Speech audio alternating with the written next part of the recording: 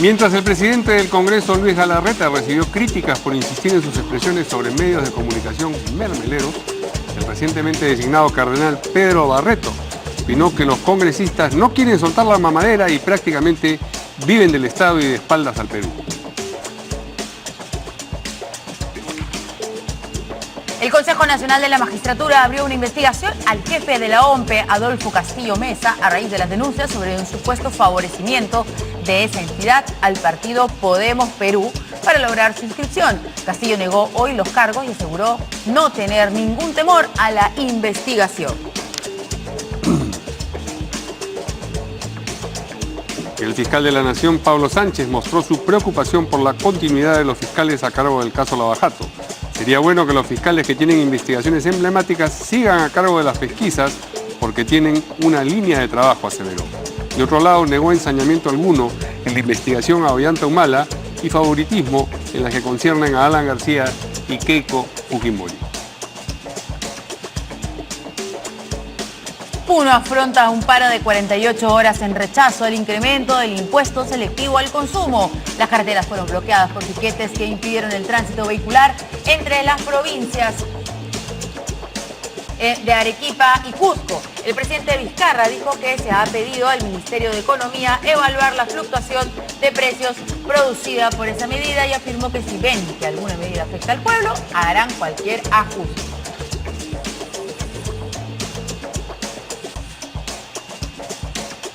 Y ya sabe que para estar al día con la información nacional e internacional tiene que seguirnos en nuestra página web www.canaln.pe.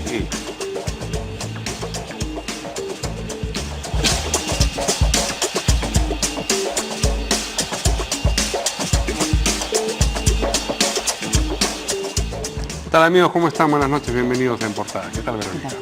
Muy buenas noches, vamos a presentar a nuestros invitados. Le damos la bienvenida a Juan Cheput, congresista de Peruanos por el Cambio. ¿Qué tal? ¿Cómo están, congresista? Y Omar Chejade, es congresista de la República. ¿Qué tal, Verónica? ¿Cómo están, caballeros? ¿Qué tal? Buenas noches.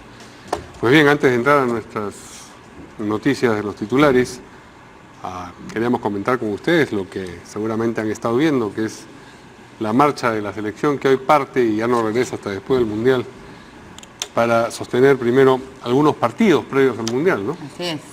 Ha sido una cosilla todavía, ¿no? Mientras estábamos ahí alistándonos para entrar al programa, todavía el alboroto seguía en el aeropuerto Jorge Chávez y no podía ser de otra manera. Esa es la despedida y el cariño que le dan a los jugadores de la selección. Ustedes vieron, me imagino, bueno, no sé si vieron el partido, porque no todos tienen que verlo, pero la mayoría de peruanos sí. Claro que sí, que sí. Los que somos futboleros y apasionados al fútbol, no solamente hemos visto este partido, sino prácticamente todos los que atendió la selección, proceso clasificatorio o amistoso, ¿no? Ojalá que esta despedida que le han hecho a la selección también sea promisorio a una campaña excelente de los futbolistas peruanos y sobre todo que cuando termine la campaña en el Mundial también tenga un crecimiento igual o parecido, ¿no? Porque lamentablemente quienes más o menos hemos estudiado la historia, no solamente política, sino también del fútbol, sabemos que, por ejemplo, en los últimos 2 mundiales, Perú vino con sendas goleadas, ¿no? 6-0 contra Argentina en el 78 y el 82-5-1 contra Polonia. Así es. Y lo que recibió fue insultos de los pocos hinchas que fueron a recibirlos, entre comillas, al aeropuerto Jorge Chávez, ya sea en junio del 78 o junio del 82. Entonces, más allá de los resultados, yo creo que la población y el hincha peruano tiene que ser coherente con su selección, ¿no? ¿Cómo no? Tanto cuando lo despide como cuando lo recibe después del Mundial. Creo ¿no? que esta vez no va a pasar eso. Creo que no. Sí, pero siempre es una posibilidad, Verónica, ¿no? Nos vamos a enfrentar ante selecciones muy importantes. No creo que la reacción sea negativa si es que de pronto nos meten unas goleadas. Yo creo que ahora la hinchada, si es que ve que los jugadores están haciendo todo lo posible, que están esforzándose, yo creo que va a continuar. Ha logrado, creo, este tipo de Gareca. Eso sería lo coherente, ¿no? Sería un proceso de chicos que prácticamente han dejado la pila en la cancha y que se merecen todo esto, lo que está pasando el día de hoy, y decir, despedirlo con aplausos, pero lamentablemente a veces la hinchada no es coherente, ¿no? Bueno. Y muchas veces sucede que hay pifias al menor. Lo que pasa es que un día eres héroe y el día otro día eres villano, claro, lamentablemente, ¿no? Bueno, por eso es hinchada, pues. No caracteriza la coherencia, digamos, a una hinchada, sino la pasión. No la racionalidad, con la que enfrenta. Sino otro tipo de factores, ¿no? ¿Verdad? Juan, ¿quieres Sí, agregar algo? yo lo que creo es que el equipo es distinto al de mundiales pasados, ¿no? Estamos viendo un equipo más homogéneo. Antes teníamos superestrellas que inclusive incidían en la marcha del equipo con sus actitudes. Hoy tenemos un grupo mucho más parejo y un entrenador que ha sabido colocarse por encima de los problemas de coyuntura. A mí me gustó mucho cuando Gareca, ante una pregunta sobre la ausencia del jugador Paolo Guerrero en su última conferencia de prensa, indicaba que ese es un tema para los periodistas, que él ya estaba focalizado en el Mundial, que miraba hacia adelante y que pensaba en todos los integrantes sin excepción, y que el esquema técnico no se resentía con la ausencia de alguien, respetando las posibilidades de que él pudiera regresar o no, ¿no? Eso, si esa mentalidad prima, yo creo que vamos a estar en presencia de un país con una actitud distinta en el próximo Mundial. Muy bien. Bueno, ojalá que así sea. Ojalá. ¿Sabes qué? Después de haber estado todos tan contentos, es como que el fútbol y la emoción del Mundial está por acá, y por el subsuelo, la política, los insultos, la mermelada, las flores, los ataques. Esa es la salsa de la vida, pues. La salsa de la vida sabe bien feo hoy día, la verdad. ¿Ah? Esa salsa está horrible. No es una salsa de carnecita rica, es una salsa con Pero está bien, ají, pero a veces sí es mostaza. indigesta. No sé cocinar, pero todas las cosas feas que tiene. Qué horrible, de verdad. Porque hemos llegado ya, estos días estamos, pero terribles, ¿no? Estos enfrentamientos de insultos contra los políticos, contra los periodistas. Horrible. Por eso digo que la alegría, la unión del fútbol por acá y por abajo, en un lodo, ¿no? De todos los bandos, porque son como bandos ya, ni siquiera opiniones. Ay, qué horrible. A ver, ¿qué pasó ahora en el Congreso? Por favor, profesor Ghibellini. Qué horrible. Eso es como el profesor Gareca. Más o menos. Profe, pensá. Piensa. Muy bien. Hoy distintos congresistas o congresistas de distintas bancadas y también representantes de algunas instituciones criticaron al presidente del Congreso, el congresista Luis Galarreta, porque ayer, como ustedes saben, insistió en sus referencias a una prensa y a algunos periodistas. Esta vez específicamente aludió, no se refirió, pero aludió a algunos periodistas a lo que consideró mermeleros. Esta persistencia, después de como 8 días de silencio, a propósito de ese tema, de él le mereció críticas que vamos a conocer ahora, y luego, digamos, en contraste con eso vamos a conocer también lo que ha dicho el obispo Pedro Barreto, que como ustedes saben ya ha sido señalado por el Papa Francisco como un nuevo cardenal peruano. Él ha emitido opiniones sobre el Congreso y los congresistas que vale la pena conocer. Pero empecemos con lo que ha pasado con el congresista, el presidente del Congreso, Luis Galarreta. Escuchemos lo que dijo ayer. Dice que el Congreso es una cloaca, yo no me siento aludido. Cuando dicen otorongos, yo no me siento aludido. Cuando nos dicen corruptos, yo por supuesto que no me siento aludido. O sea, yo jamás compararía a ninguno de ustedes como periodistas con la gente que recibió plata de Odebrecht. Por si acaso en ANCAS, tal vez ustedes no recordarán, yo fui miembro de la Comisión Investigadora de César Álvarez. En ANCAS se compraban periodistas, había mermeleros, por supuesto que se ha habido. Eso tiene nada que ver con ustedes. A mí me ha sorprendido que se hayan dado por aludidos todos, salvo que quieran usar mi comentario para victimizarse. Por favor, espero que ninguno de ustedes se haya sentido se haya sentido aludido. Como yo no me siento aludido, repito, cuando hay ataques al Congreso. Pero ese fue el contexto. Mi comentario lo vuelvo a reafirmar abiertamente. Yo estoy a favor de la insistencia de la ley del congresista Müller. Abiertamente, se lo he dicho a varios de ustedes. No, pues aludidos no. Pero sirve para que nos sigan insultando. Ahora, mermeleros, nos dicen los periodistas de siempre. ¿Sabes qué? De la época, ¿cómo se llama este señor de la música? Henderson. Jorge Henderson. Yo desde ahí he escuchado la mermelada, tenía creo que 5 años, y a la mermelada decía, ¿no? Y siempre se ha usado ese calificativo peyorativo para poder insultar a los periodistas, porque hay periodistas buenos y malos, por supuesto. Hay mermeleros, sin duda. Hay otros que no recibirían nada, absolutamente, por supuesto que sí, como en todas las profesiones, ¿no? Pero sugerir que quien hace una pregunta incómoda representa a la prensa mermelera, ese es el problema, ¿no es cierto? Que lo hacen por eso. De Claro, repente, no. algunas veces sí. También Algunas podría veces ser. sí, bueno, pues. Pero incluso, digo yo, si el presidente del Congreso piensa eso, no lo debe decir. Ese es el problema, no lo debe decir. Y menos aún adelantar que esa ley es para... No, es una acusación seria. Si a él le Eso, consta ¿no? que hay un periodista menor, bueno, que lo ponga con pruebas, ¿no? Que lo Porque denuncie. si no se está parapetando detrás de su inmunidad para lanzar... Que lo denuncie. ¿Claro? Hay un marco jurídico que protege. Pero ayer nuestros invitados también iban por ahí. O sea, digamos que es algo que le gusta a los políticos. De repente no a todos, que dice el ingeniero Cheput. ¿Le incomoda a veces o tiene usted una buena correa No, congresista? es evidente que tengo una buena correa, ¿no? Es obvio también de que hay algunos periodistas que permanentemente utilizan en sus columnas de opinión los insultos, ¿no? No la ironía inteligente, sino el insulto directo, y eso también me parece mal y creo que fue lo que faltó en el comunicado de IPIS. Pero eso no sirve para justificar lo planteado Claro. por Luis Galarreta, ¿no? Además, los políticos solemos tener correa ancha, y yo en lo personal nunca me peleo con periodistas, sí con otros políticos, y soy consciente de que es parte de su trabajo también criticar permanentemente. Entonces la verdad es que yo no entiendo a Lucho, ¿no? Porque Lucho tiene una trayectoria muy amplia y la experiencia del caso suficiente como para poder haber sobrellevado todo este problema, pero incidir en lo mismo revela en él un alto grado de mortificación. No lo quiero justificar, no lo quiero tampoco criticar, pero en todo caso lo comprendo porque en los últimos días él ha estado siendo sujeto de una serie de ataques, sobre todo por el tema de las compras. Las compras de los televisores, que desde mi punto de vista lo he señalado, son justificadas.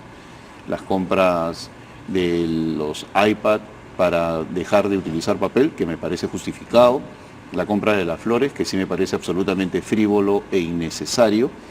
Pero esto también ha denotado que en la casa del herrero cuchillo de palo, pues la forma como se ha explicado las adquisiciones que sí valen la pena ha sido tan torpe que han generado en la opinión pública la percepción de que los parlamentarios quieren renovar sus equipos a puertas del Mundial.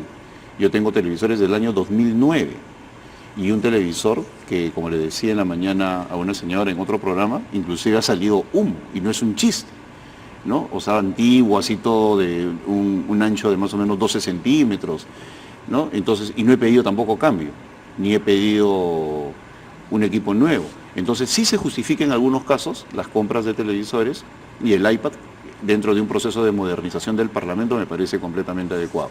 Pero de allí a insistir en el tema de los medios mermeleros y que la ley ojalá que salga y que respaldo la ley Mulder, creo que es absolutamente innecesario, pero como te digo, en ese contexto de indignación comprendo a Lucho Galarreta. Bueno, este tema es añejo, ¿no? Porque lamentablemente ya tiene sobre el tapete de muchos años. Cuando yo era parlamentario, bueno, no hace mucho, también se decía casi lo mismo.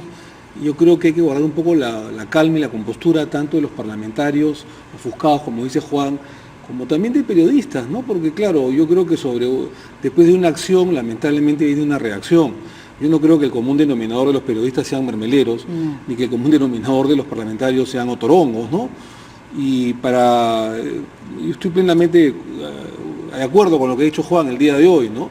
Es decir, yo creo que, por ejemplo, se han exagerado mucho con el tema de las compras y se ha hecho hasta una especie de mini campaña con el tema de las compras de iPad y digamos, televisores y frigobares, ¿no? Para los parlamentarios. Obviamente esto no quiero ahondar con el tema de las flores, que me parece, como dice Juan, bastante frívolo e innecesario. Pero más allá de eso, cuando he tenido oportunidad de viajar a otros parlamentos cercanos, para no mencionar Europa, como por ejemplo Colombia, como por ejemplo Chile, o sea, todas las curules, Verónica, Mario, todas las curules de los parlamentarios tienen una computadora, ¿no es cierto? Y no es como la computadora que trae el congresista, sino es una computadora que, digamos, le otorga la institución, el Parlamento de la República, a cada parlamentario. Y no es que el televisor del congresista se lo lleve a su casa, sino que es para el Parlamento. El congresista deja de ser parlamentario, se va a su casa y se queda ahí. Y es obvio que el parlamentario no puede estar pues con un televisor de la época de Ñangué o con un frigobar que no enfría o con una serie de incomodidades. Yo creo que el parlamentario tiene que tener alguna comodidad para poder trabajar, para poder ver noticias, para poder desarrollar su trabajo a través de computadoras. Entonces, no me parece dable que un sector reducido a través de la prensa se enfoque en temas de minucias y siempre el Parlamento es la piñata, siempre. Porque yo me pregunto, ¿y por qué no van a averiguar a los ministerios? al Ministerio de Justicia, al Interior, a la Cancillería, al Ministerio de Agricultura, de Pesquería, no sé, de Economía. Y yo les aseguro que ustedes van a averiguar a esos ministerios y tienen cosas suntuosas que no salen a la luz y que sí de repente merecen crítica. Y gastos de representación. Y gastos de representación. Entonces, la gente no sabe, por ejemplo, el ministro de Estado gana el doble que el parlamentario. La gente piensa que el congresista gana 30, 40, 50 mil soles. Cuando gana 15 o 16 mil soles. No estoy diciendo que eso sea poco. Estoy diciendo que a comparación de otros sueldos del Estado, está en quinto o sexto lugar. Porque más gana el miembro del TC, del BCR, el ministro de Estado, etc. Entonces, el mismo personal administrativo del Congreso gana más. Sí, un oficial mayor. Claro, porque además ellos cobran 16 sueldos, mientras que el parlamentario cobra 14. Entonces, y sin vacaciones. Entonces, no quiero decir que pobre parlamentario, pero yo creo que a veces la crítica a un congresista es injusta. Que lamentablemente esto se ve contaminado con algunos malos parlamentarios, es verdad, ¿no? Pero eso no quiere decir que todos los parlamentarios sean ociosos o vagos o troncos, ¿no? Pero eso no estaba implícito en la pregunta del periodista. El periodista estaba preguntando por algo que probablemente era justificado, pero el tipo de pregunta se sostiene, porque si no, no habrían retrocedido, por ejemplo, en las compras de las computadoras ahorita, de 7 compras, de 7 computadoras. De manera que andar preguntando tiene algún beneficio y si retroceden es porque sienten que hay algo en ese escenario que está mal. Sí. Por otro lado, ya la respuesta de Galarreta, presidente del Congreso, se disoció de la anécdota que lo motiva. Seguro. Es sencillamente una mala reacción, una muy mala reacción de una persona que representa hasta el periodista que le está haciendo la pregunta. ¿Qué pasa, a Mario? diferencia del periodista que no está representando al ¿Sabes qué pasa, congresista? Mario? Sí. Que lo que no se dice es que el parlamentario, bueno, a veces hay documentos que piden alguna computadora, algún televisor, no lo sabemos. Sí. Pero normalmente el parlamentario recibe, digamos, un televisor, un frigobar o algún mueble, alguna silla, no lo sé, porque es la gerencia la que se encarga de ello. Hay una gerencia general que se encarga justamente de la parte administrativa. Pero lo que sí es reprobable, y a veces sucede, es que en el Congreso la parte administrativa sobrevalúa las compras. Eso es otra cosa, es un tema de corrupción que debe ser atacado y que el periodismo debe obviamente fiscalizar y obviamente la Contraloría. A ver, porque si encontráramos que hay algún familiar o alguien cercano de algún miembro de la mesa Bueno, directiva. ni hablar, ¿no? Bueno. Pero también acá se están haciendo compras aparentemente trascendentes. Como el tema de las Seguro. flores me parece absurdo, ¿no es Sí, cierto? absolutamente. Pero bueno, Suntuoso, dejar de ¿no? comprar las flores tampoco no nos va a hacer millonarios. Digo, al Perú, la plata del Congreso no va a ir para la reconstrucción, obviamente. Pero no a saber cómo están las cuentas, no seguir el rastro a cómo es que se ven los proveedores, cómo se ve todo eso, por supuesto que genera pues cierto como malestar, o sea, la población, porque la gente está decepcionada, molesta con los políticos en general.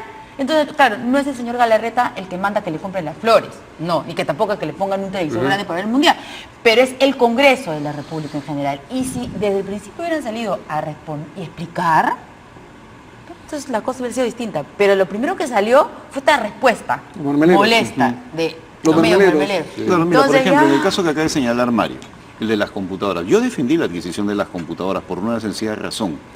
Esa va a evitar de que la memoria, los libros del Congreso, todo el proceso de edición, se traslade a terceros y son computadoras especiales para diseño gráfico.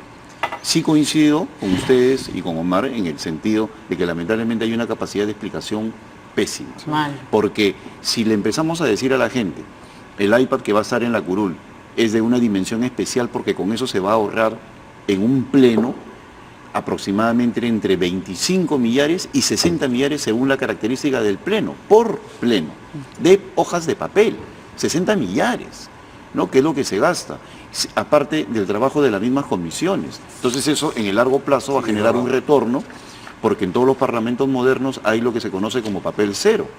Entonces, por otro lado, hay una gran cantidad y tú lo has visto en Colombia, Sí, tú por eras favor. presidente de la Muchas Liga gracias, Peruano-Colombiana, Claro, y también. desde hace años que tienen ellos, toda la discusión se da a través de un iPad. Entonces, más bien es un mérito de la mesa directiva dentro del proceso de modernización de cara al Bicentenario. Y si no somos reelegidos, pues simplemente El otro, se queda Así en es. manos de otros. Por eso me parece ridículo, de verdad que me parece ridículo que Kenji diga yo no quiero un iPad.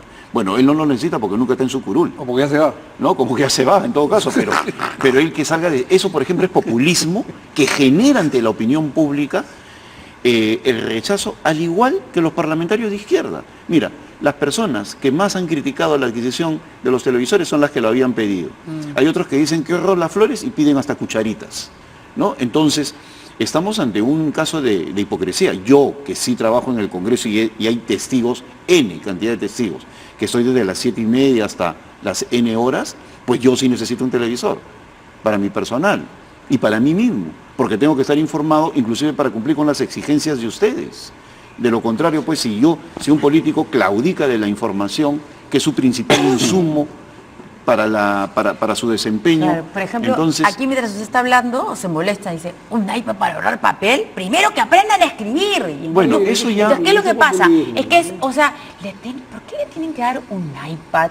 Eso es lo que piensa, no entiendo que ese es el malestar. ¿Por qué tienen que dar un iPad? ¿Por qué un televisor nuevo, un frigo? ¿Por qué le tienen que dar facilidades a quienes están sentenciados, a quienes mienten en su hoja de vida, a quienes insultan? No, entonces imagino yo que eso es lo que de pronto es el la común gente denominador de no todo. sale. Dice, ¿por qué le pero por tenemos que otro dar esas lado, facilidades? no, pero- Entonces, así como se generalizan los mermeleros, se generalizan pues los políticos aprovechados Sí, que han pero llegado a la curul solamente para poder No, pero saldar sus mira, cuentas. es que ese es el drama ¿no? de este siglo, ¿no? Sí, por supuesto. Los comentarios vacíos de contenido en Twitter, a los cuales no hay que darle Ah, no, mayor yo pensaba que se refería importancia. a la falta de credibilidad. No, por Porque supuesto, la falta de mira, credibilidad es hoy en día cualquier persona generalizada. que decide estudiar, allá cada quien si le da el crédito necesario a un Twitter que puede ser un robot o una persona que quiere plantear una posición pero sin conocer cuál es la función parlamentaria. El hecho de que en estos momentos la opinión sea horizontal no significa de que tenga peso, conocimiento y sobre todo que sea lo suficientemente profunda como para plantear una opción, si ni siquiera conocen el trabajo de un parlamentario. Entonces, yo sí estoy de acuerdo con las críticas que debe haber mayor transparencia, pero no me voy a prestar este cargamontón como algunos colegas míos contra el presidente del Congreso.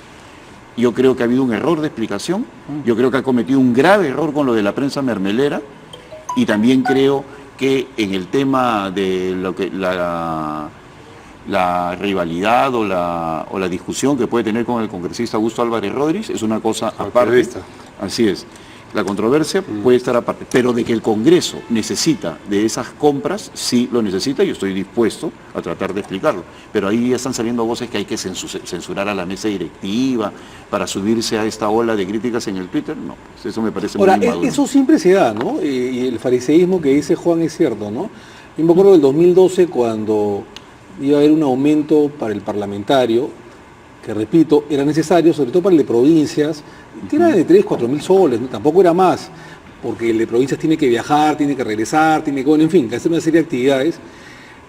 El 80% de los parlamentarios que propusieron ese aumento, después, ante las cámaras de televisión, no solamente se lavaron las manos, sino dijeron, no, yo devuelvo ese aumento que se ha otorgado por la mesa directiva. Varias veces ha pasado eso. Entonces, ¿de qué estamos Yo no hablando? voy a recoger la canasta, yo no voy a recoger el bono. Y sí, de yo devuelvo la escolaridad, canasta, yo no devuelvo voy a- esto, devuelvo lo otro, devuelvo la billetera. Entonces, Ah, y verdad, ellos, también perdóname, la billetera. y no solamente eso, sino que esos parlamentarios que dicen en un acto supuestamente pulcritud, que yo devuelvo esto, devuelvo lo otro, son los que en un comienzo le exigían al presidente del Congreso o la mesa directiva hacer esas reformas, esos cambios, esos aumentos de sueldo. Entonces me parece la verdad que bastante tonto y bastante de mal gusto de algunos parlamentarios que se tiran para atrás, porque justamente el tirarse para atrás trae como consecuencia a que la población diga, ah, ya ven, teníamos razón nosotros. Mira, y en la Sí. Junta de Portavoces, como tú bien señalas, ¿no? Lo aceptan. Sí. Y luego salen a los pasos perdidos a decir, qué horror. No, mira, yo no voy a señalar los nombres, lo digo por se sabe anticipado quiénes porque son, no ¿no? me corresponde,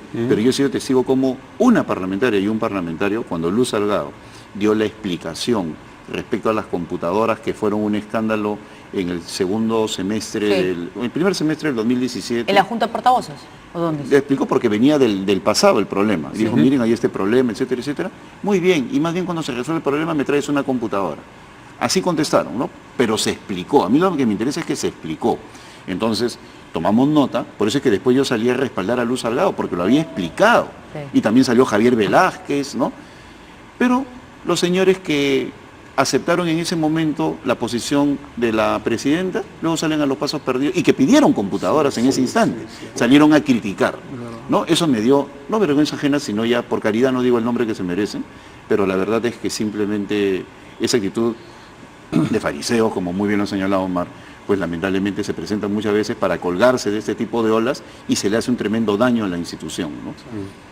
Bueno, y hablando de voces que critican al Congreso, hoy día hemos conocido la del obispo de Huancayo, el Próximo jesuita cardenal. Pedro Barreto, próximo cardenal, ya ha sido designado, digamos, anunciado que lo va a hacer cardenal el Papa Francisco, y él hoy día, en una entrevista en el diario Correo, tuvo varias opiniones sobre política nacional y algunas singularmente sobre el Congreso que apuntan un poco en este sentido. Vamos a conocerlas. ¿Los congresistas le hacen bien al pueblo? Pregunta. Deberían dictar leyes a favor de la sociedad. No hay resultados positivos. Prácticamente viven del Estado. No quieren soltar la mamadera. Es algo incomprensible. Las decisiones que quieren tomar, por ejemplo, favorecer a grandes empresas, mientras siguen creciendo la pobreza en el país. ¿Usted ve que el Congreso tiene esa actitud? Lo que veo como peruano es que el Congreso está de espaldas al Perú. Como peruano siento la urgencia de hablar claro. La corrupción comienza por eso, de estar de espaldas a una realidad. Tenemos que luchar para que haya tolerancia cero hacia la corrupción, como el Papa lo está demostrando. Pues bien. Y ha sido condecorado el cardenal Juan Luis Cipriani, creo hoy día. Hoy día. Sí. Y por eso me parece inapropiado que en un día como hoy salgan estas noticias, el mismo día que es condecorado el otro cardenal, Juan Luis Cipriani, ¿no? Por lo menos hay un montaje ahí que desde mi punto de vista es inapropiado. Ahora, yo no quiero ser irrespetuoso, pero un cardenal no puede hablar como Marco Arana. Pues. Acá estamos hablando de una persona, pero ¿por qué te...? ¿Cómo no? Pero no puede pues estar en ese nivel. Él debería entender que desde el 29 de julio va a ser un miembro del colegio cardenalicio. Por lo tanto, él puede, por supuesto que puede, hacer críticas a la política, pero que aprenda de aquellos que siendo papas han encontrado en la política a grandes aliados. Pío XII, Pablo VI en el Concilio Vaticano II, cuando menciona, Juan XXIII, cuando menciona la necesidad de tener vínculos con la política, ¿no? El propio Papa Francisco con Laudato, que es el gran inspirador ideológico de su eminencia, el futuro cardenal Pedro Barreto, al cual respeto y aprecio, pero creo yo que él mismo debe estar arrepentido de estas palabras, pues no creo que las sienta. Yo creo que es un error enfrentarse de esa manera, sobre todo cuando tampoco conoce la función parlamentaria. Y no es cierto que los parlamentarios estén buscando leyes para favorecer a las empresas. ¿Cómo comparas esto, por ejemplo, con la intervención de Juan Luis Cipriani diciendo que hay ministras respondonas? Bueno, pero esa es una categorización.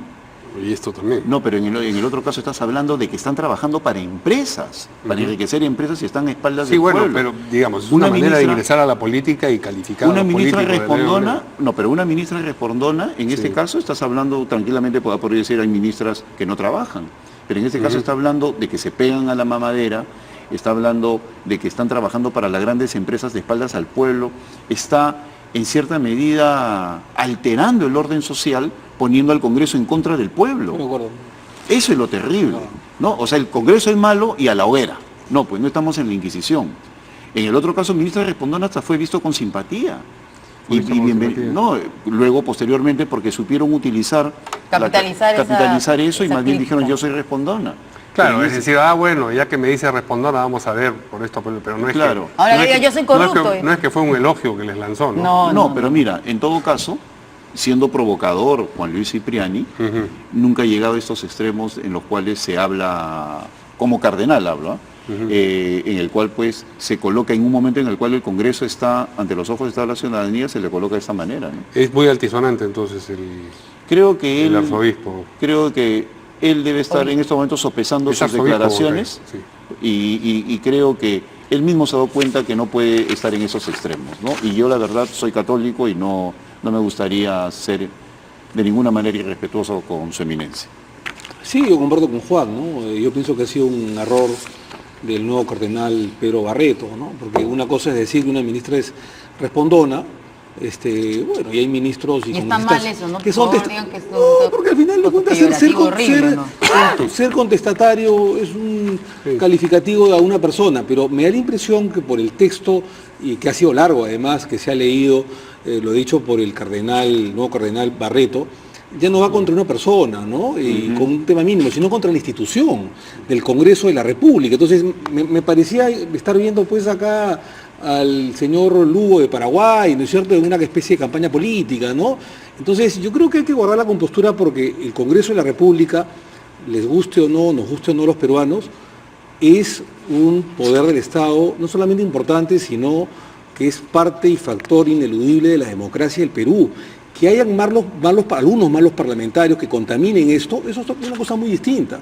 Pero la institucionalidad democrática, representada en gran parte por el Congreso de la República, no se puede no estar haciendo más, diciendo de que todos los congresistas, o prácticamente los congresistas, están de espaldas al pueblo y que hacen el lobby con las empresas. Yo creo que acá debe haber un poquito más de equilibrio, y bueno, como dice Juan, de repente ha sido pues un exceso del nuevo cardenal que el día de hoy puede estar arrepentido.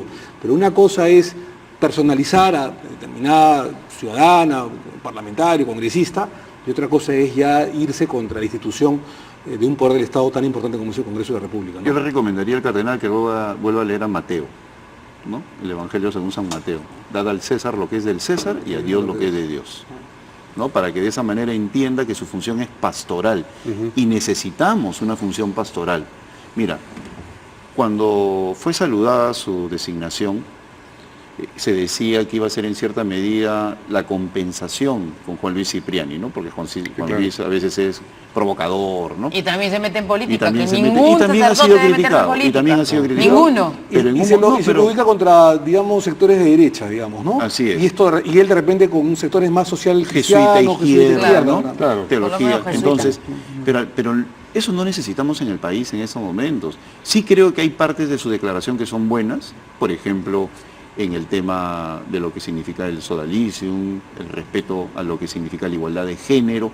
Por supuesto que él ha tenido declaraciones buenas, pero en la parte vinculada a una institución del Estado, yo creo que no es el momento ni lo oportuno. Ahora, estas declaraciones como las de Juan Luis Cipriani las dan en tanto también ciudadanos, porque son, digamos, urbi et orbi. No se las dicen solamente a los que consideran su grey o su rebaño, se las dice a todos los peruanos. Y en esa medida tienen que ser evaluadas también, ¿no? Claro, pero si vamos a tener un cardenal... ¿Pero cuál es el peso de eso, por ejemplo? O sea, yo imagino que alguien que no es católico, pues me interesará dos pepinos lo que piensa, digo con todo respeto, ¿no? El cardenal, los sacerdotes, porque ¿qué tipo de peso podría tener alguien a quien no considero, digamos, rebelante? Digo, para los que no son católicos, creo, ¿no? No, pero la iglesia es un poder fáctico, ¿no? Definitivamente.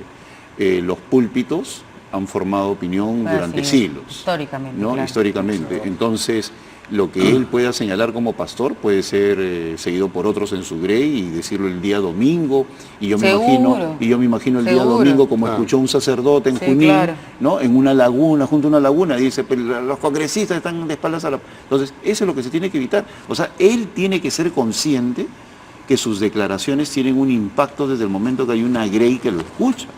Entonces ya no está en su templo, no está en su púlpito, no está en una homilía, está hablándole a todo el país como cardenal, electo, entonces, o nombrado, o designado.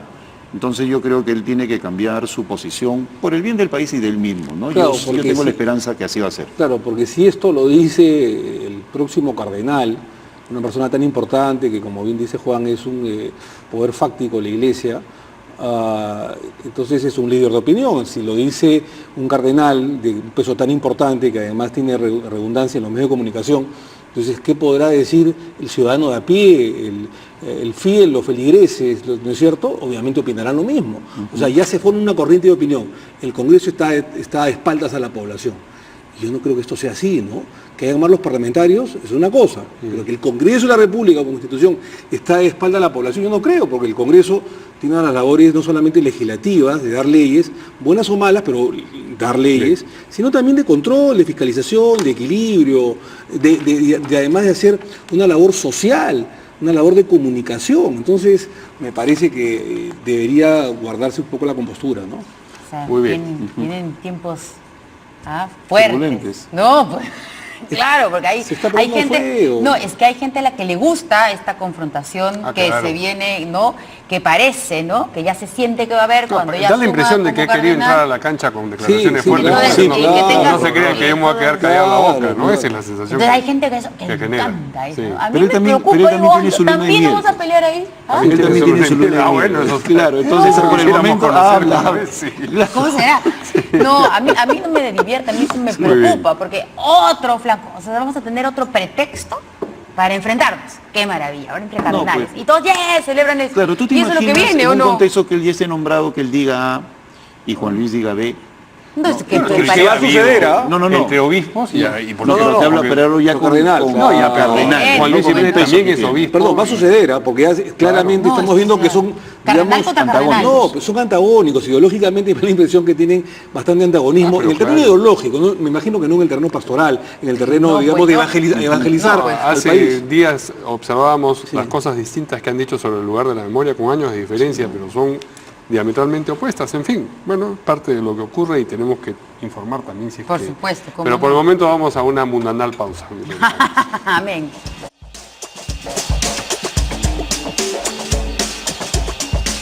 Bueno, el Consejo Nacional de la Magistratura abrió una investigación al jefe de la OMPE, Adolfo Castillo Mesa, a raíz de estas denuncias que el Cuarto Poder ha estado presentando ya 2 domingos seguidos, de un supuesto favorecimiento de la OMPE a la inscripción del partido Podemos Perú del señor Luna Gálvez. Castillo ha negado los cargos y aseguró no tener ningún temor a que se le investigue o se investigue a su institución. Vamos a ver el documento. Tenemos una plaqueta con el documento del Del Consejo Consejo Nacional de la Así es. Magistratura. Dice, el Consejo Nacional de la Magistratura abrió una investigación de oficio al jefe de la Oficina Nacional de Procesos Electorales, OMPE, Adolfo Carlos Magno Castillo Mesa, luego de evaluar las denuncias que se han difundido en las últimas semanas en diversos medios de comunicación. Más adelante cita textualmente lo que ha dicho el presidente del Consejo Nacional de la Magistratura, Orlando Velázquez Benítez. El Consejo Nacional de la Magistratura es respetuoso de los preceptos constitucionales y por eso de oficio ha decidido emprender esta indagación. Una vez que tengamos todos los elementos de juicio necesarios, haremos una evaluación y nos pronunciaremos en forma colegiada. Bueno, a ver qué dicen nuestros invitados. Bueno, yo creo que de lo que se merece es una investigación bastante profunda. Yo sé que este tema, esta palabra decir investigación es muy trillada, cuando sucede algo hay que investigar, pero bueno, hay que investigar, pues es parte de la democracia, hasta las últimas consecuencias. Caiga ¿no? quien caiga. Caiga quien caiga, lógico. Pero más allá de la Ahí tiene broma, corona. más allá de la broma, todos los funcionarios públicos están sujetos a investigación y sanción, primero administrativa, si es que ha habido una falla en ese terreno, y en sede judicial, si ya, digamos, trasciende lo administrativo al ámbito penal o al ámbito delictivo. Entonces, lo que sí, quiero aprovechar este bloque para yo señalar de que en el Congreso de la República pasada, no sé cómo estará ahora, Juan nos comentará, debería hacerse un esfuerzo por, no digo proteger a los partidos políticos, sino que promover la ley de partidos políticos, porque siempre se le ponen una determinada cantidad de vallas a los partidos políticos, ¿no es cierto? Por ejemplo, ahora para la inscripción se necesitan como 750.000 firmas, me da la impresión, cuando antes eran 200.000. Entonces me da la impresión que cada vez más se elitiza más la política, ¿no es cierto? Y esto hace que solamente los partidos o las personas que tengan dinero puedan acceder a la carrera política. Entonces yo no sé si el señor Castillo Mesa, que recién, digamos, lo conozco en los medios de comunicación, ha tenido responsabilidad o no de favorecer a Podemos, y Partido Podemos o Juntos Podemos, del Pepe Luna.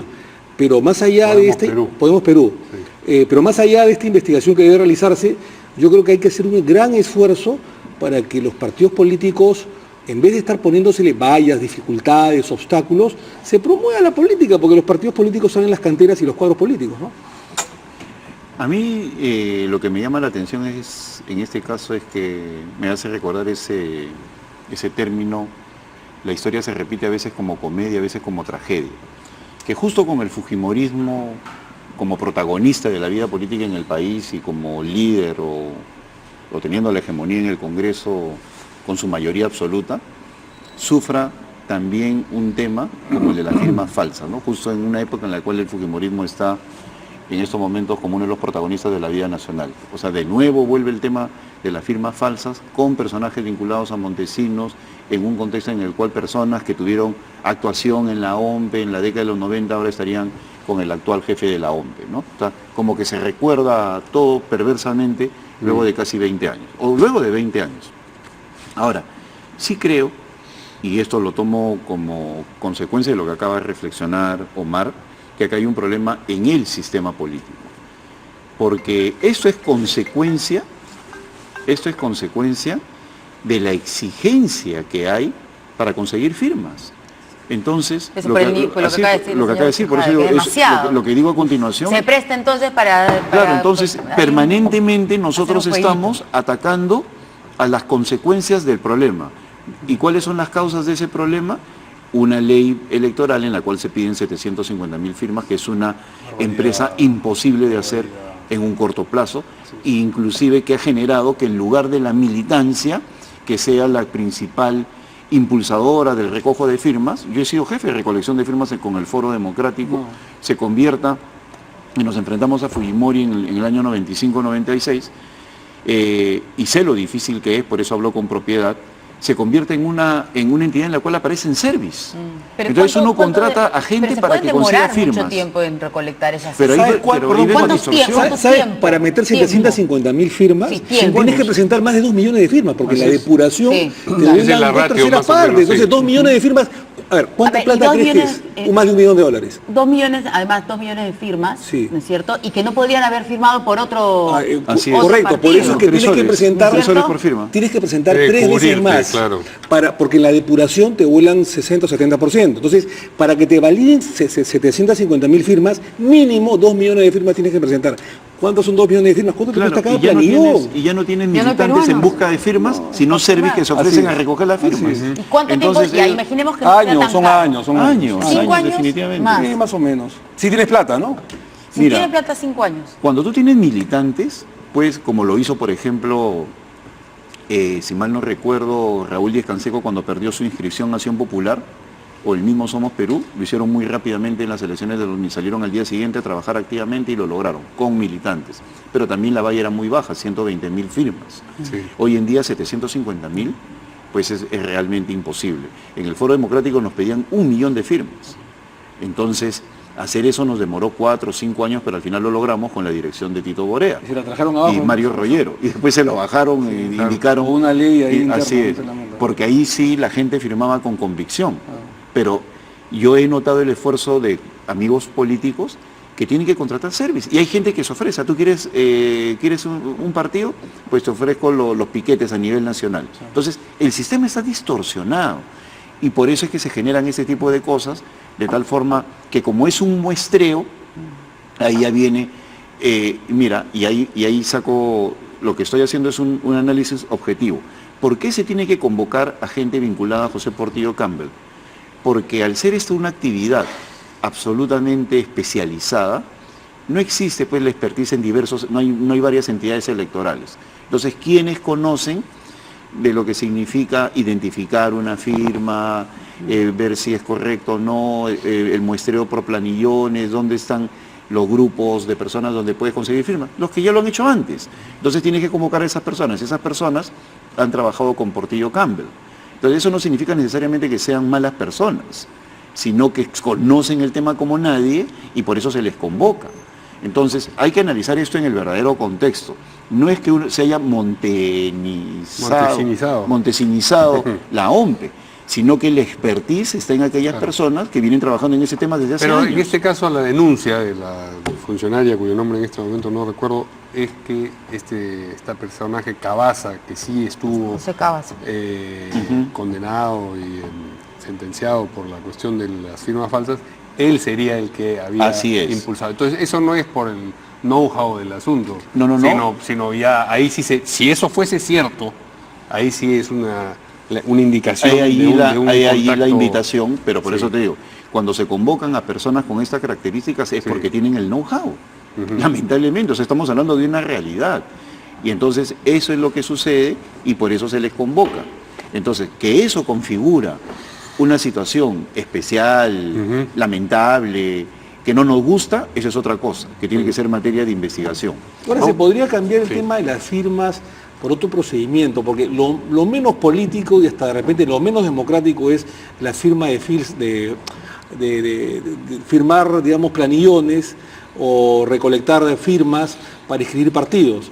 Yo creo que habría otro procedimiento de repente para que un partido esté inscrito que no tenga nada que ver con firmar planillones, ¿no es cierto? Y eso habría que evaluarlo. En el Congreso de la República se evaluó la posibilidad de cambiar firmas, planillones, por otro estándar más democrático, más académico, más político. ¿Como cuál? Bueno, de repente que cada partido tenga Un think tank. un think tank, tanque de pensamiento, que tenga bases partidarias, que esté organizado, no sé, algo ve, mucho pero más, como- pero mucho más político. Sí, ¿Tú te puedes imaginar difícil, qué política puede ver, Verónica, el tema de firmar planillones para inscribir un partido? Tú vas por la calle, por el Girón de la Unión y dices cualquier pachotada de repente y dices que para esto se está firmando determinado planillón y mucha gente te lo va a firmar. La gente ni siquiera sabe por qué firma. Entonces, ¿por qué no cambiarlo en el tema, por ejemplo, de reestructurar? Que hayan verdaderos partidos políticos con verdaderos cuadros políticos, bases partidarias, academias, think tanks, que puedan, digamos, fortalecer partidos políticos No, y se eso ser engaña, presentado. y se engaña a la opinión pública. Hubo información periodística que decía que se le planteaba a la gente que firmaran los planillones para recuperar su plata del Fonavi. Sí. Y estaban haciendo el partido Es político. verdad. Sí. ¿No? Hubo información. Entonces, esa es la distorsión del sistema. Entonces vas y dices, oye, ¿quieres que te devuelvan tu plata? Firma acá. Firmo. ¿No? Ahí sí no es una firma falsa. Y después se forma el partido de los fonavistas. Sí, No, claro, pues. que ahora sirve de bien de alquiler para cualquiera. Vamos a escuchar, y con eso terminamos Las los claquetas, descargos. sí. Pero donde tienen las claquetas con los descargos del señor Castillo, el jefe de la OMPE.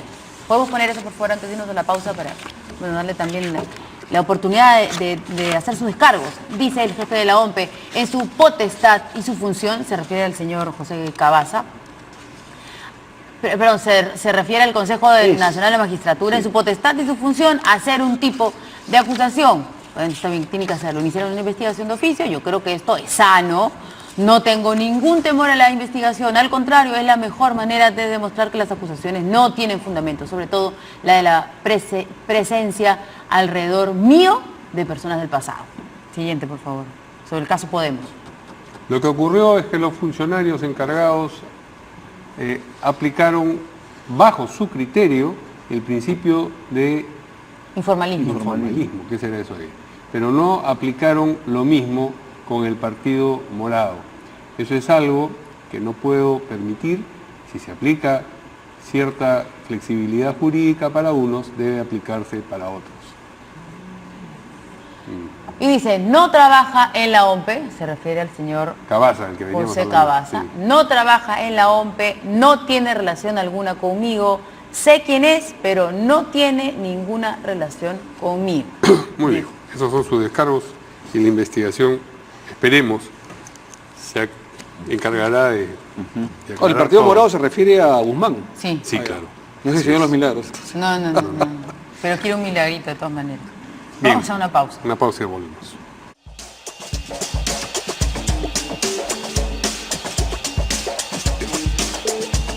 Bueno, a ver, perdón, estamos al aire.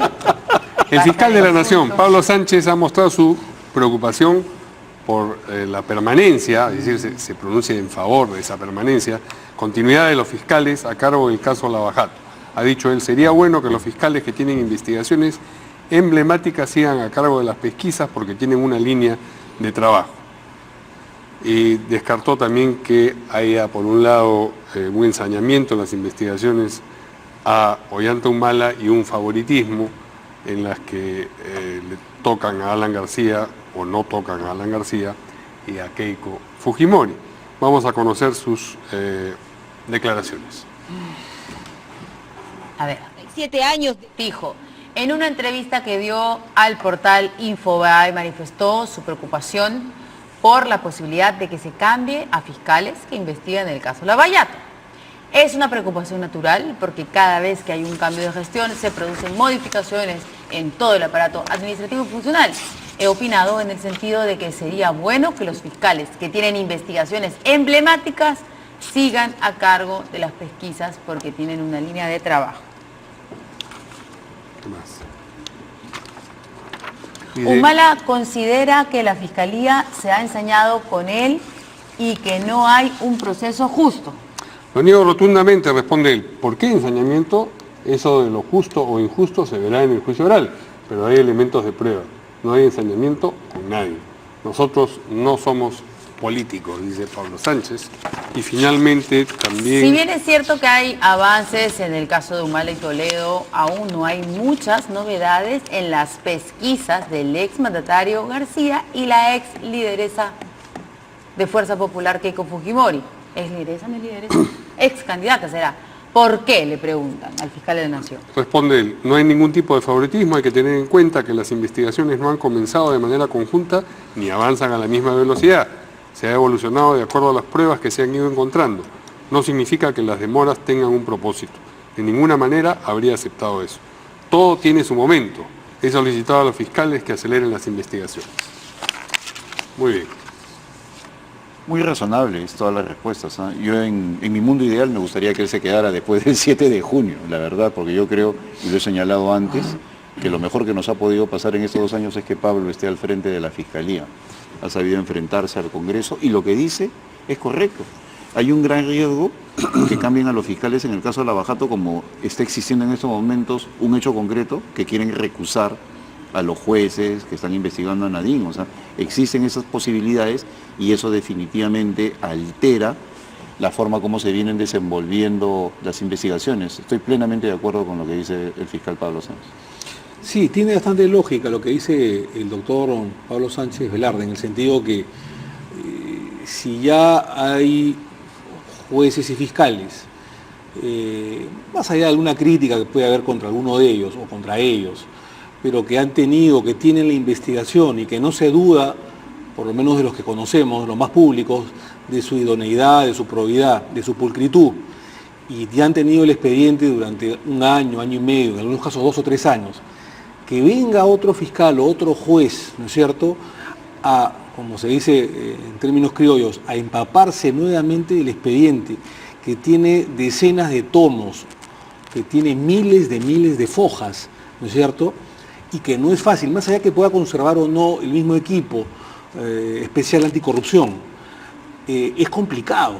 Entonces, por eso es que yo creo que, más allá de algunas críticas, errores o no, yo le he defendido mucho a Concepción Carhuancho, en el cual se ha hecho mucha mofa y mucho meme al respecto, pero creo yo que más allá de eso se ha enfrentado a la corrupción, ha sido un valor importante de la lucha anticorrupción, ha seguido un poco los lineamientos del juez Moro de Brasil, y no solamente el juez Concepción Carhuancho, está el fiscal Juárez y otros vocales o magistrados de diferentes salas que están justamente viendo el caso Lavallato. Entonces, que en el caso del Ministerio Público, que venga otro fiscal de la Nación y que quiera remover a las piezas principales, me parece un despropósito. Es un golpe a la lucha. No, y además va a dilatar más un proceso que ya viene largamente el juez dilatado, es humano, y un fiscal, que es un juez, un magistrado, es humano. Entonces, empaparse, porque una cosa es saber por las noticias o por los medios de comunicación lo que está aconteciendo, y otra cosa muy distinta es leer la letra pequeña, el detalle de los expedientes, que ya lo sabe el fiscal, y que además tiene un liderazgo dentro de su equipo anticorrupción. Empaparse nuevamente de miles de fojas, de centenares de tomos, le va a demandar humanamente a ese magistrado meses, y como bien dice Mario, es dilatar la investigación. Ahora mira, yo creo de que todavía falta una estrategia de Estado. Durante el gobierno de Valentín Paniagua, para evitar ese tipo de cosas, y continuó en los primeros años de Alejandro Toledo, con los presidentes del Consejo de Ministros a la cabeza, se hace una estrategia de Estado. Yo creo que César Villanueva y el ministro Geresi pueden bien establecer esa estrategia de Estado juntándose con Duberly Rodríguez, Pablo Sánchez, y establecer esta suerte de política de acción. No cambiemos a los fiscales, ¿no? ¿Para qué? Para que de esa manera haya una continuidad. Pero al día de hoy no hay esa estrategia de Estado. Cada poder, y el Congreso inclusive, se está manejando por su cuenta. Yo soy un defensor de las comisiones de investigación del Congreso, pues estoy convencido que Lavallato, con lo que ha hecho, ha contribuido a hacer una especie de conciencia crítica del fiscal. Por lo tanto, tiene que permanecer.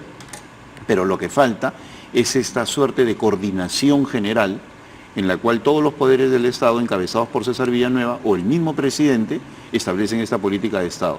De tal forma que se plantea la continuidad de los fiscales y no estaríamos en estas dudas que en estos momentos están preocupando a Pablo. Bueno, tenemos que mencionar lo último, por favor. Sí, de todas maneras. Que no es que sea menos importante. Vamos a escuchar las declaraciones del presidente Vizcarra antes que nos... ¿Podemos escuchar? A ver si nos dice la producción, por favor. Porque sobre el impuesto selectivo al consumo, saben que hay manifestaciones, paros de 48 horas en Puno por el incremento del impuesto selectivo al consumo, carreteras bloqueadas, etcétera. Entonces, no declaraciones, ya. A ver, vamos a escuchar qué es lo que ha dicho el presidente, leer qué es lo que ha dicho el presidente Vizcarra sobre el impuesto selectivo al consumo. Ojo, luego de, digo yo, con la premisa de estar crítico en Puno, Cusco y Arequipa. Viendo la incidencia del alza del selectivo al consumo en los precios, no es relevante. Por eso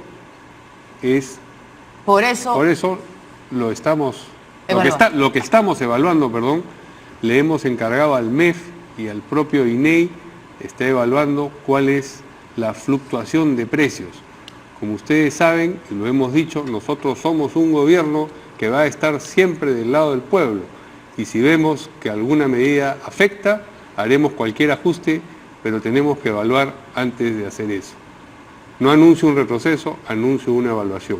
Ahora, claro, lo ideal es que las evaluaciones se hagan antes y no después de poner en marcha una medida. Pero las evaluaciones ex post también existen. No, sí, por supuesto. Pero sobre todo cuando pasa lo siguiente.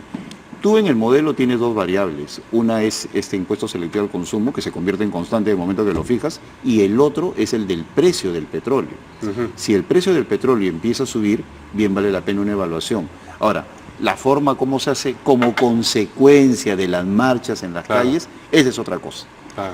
O sea, que el ministro diga... Y que es llover sobre mojado, porque hay otros casos, lo del alza del agua. Claro, y lo peor, y lo sabe el presidente, lo de los peajes, es que puede ir el ejemplo, puede cundir el ejemplo a lo largo y ancho del país y al final, a partir de una marcha, retrocede en la política pública. Yo rápidamente lo que pienso es que estas alzas, estas medidas, estos impuestos, no solamente son impopulares, sino son antitécnicos, ¿no?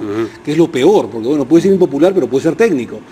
Y habría que hacer una docencia ante la población y la opinión pública, pero además de impopular, es antitécnico. Entonces yo creo que el presidente de la República lo que debería evaluar es su gente en el Ministerio de Economía y Finanzas. No, pero además el mensaje en este terreno o en cualquier otro, cuando enfrento una protesta...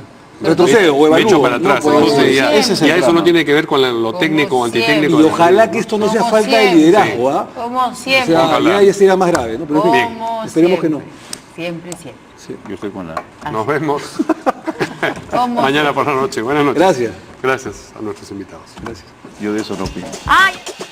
Quieren ponernos en la caricatura, está muy divertida. Nosotros, ¡yeah! ¡Vamos Perú! Y sube la gasolina. ¿Cómo le ponen impuesto a la chela? Pues? Ahora es para el mundial. ¿Estamos al Así aire? no juega Perú. ¿Estamos Sí, al aire? estamos al aire, estamos al aire. Así no juega Perú, será Perú y Muy bien. No Ahora sí sabía nos esa. despedimos. Sí. Hasta mañana.